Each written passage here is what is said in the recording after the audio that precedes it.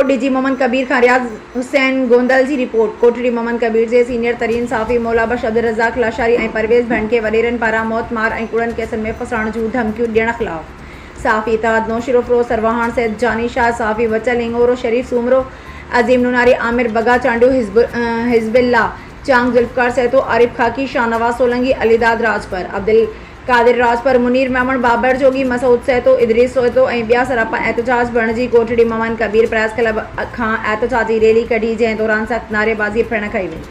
उन मौक़े ते अॻवान ख़िताब में चयो त पुलिस ऐं वॾेरनि खे भुलाए त कोठड़ी मोहम्मद कबीर जा साफ़ी निंदड़का ऐं अकेला आहिनि। हिननि सां सिंध जा हज़ारे साफ़ी गॾु आहिनि। बदमस्त एस्ते शोमेरापुर राजा नवीद ऐं वॾेरनि पारां हक़ सच लिखण ते कूड़ा केस दाख़िल करण ऐं मौतमार धमकियूं ॾियण ते असां सख़्त लफ़्ज़नि में मज़म्मत कयूं था। असां कलम जी नोक सां हिननि ज़ालिमनि वॾेरनि बोतारनि ऐं कमदार बणियल पुलिस जा पोल कलम ज़रिए ज़रूरु पधिरा कंदा रहंदासीं, भले गोलियूं हलाइनि या कूड़ा केस दाख़िल कनि। असां पंहिंजे फ़र्ज़ खां पोइ ते हिकु इंच बि न हटंदासीं। हिननि IG Sindh chief justice of Pakistan खां मुतालबो कयो त अज़ ख़ुदि नोटिस वठी बोतारनि खां तहफ़ुज़ ॾियारियो वञे। ॿी सूरत में एहतजाज जो दाइरो वधायो वेंदो।